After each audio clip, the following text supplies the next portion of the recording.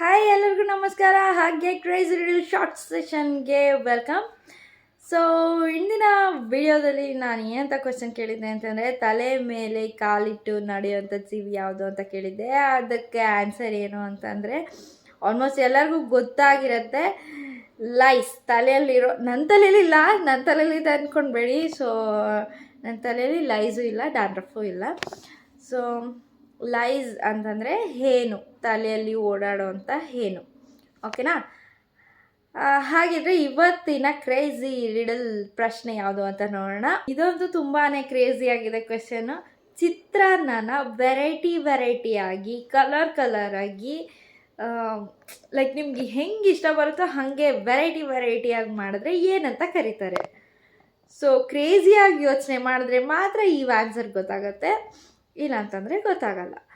So answer ಗೊತ್ತಾಯ್ತಾ? Almost ಗೊತ್ತಾಗಿರಲ್ಲ ಅಂತ ಅಂದ್ಕೊಳ್ತೀನಿ. ಆನ್ಸರ್ ಏನೊಂದು ಗೊತ್ತಾದರೆ ಕಮೆಂಟ್ ಮಾಡಿ. ಇನ್ನು ಗೊತ್ತಾಗಿಲ್ಲ ಅಂತಂದರೆ ವಿಡಿಯೋನ ಶೇರ್ ಮಾಡಿ, ಆನ್ಸರ್ನ ತಿಳ್ಕೊಳ್ಳೋಕ್ಕೆ ಟ್ರೈ ಮಾಡಿ.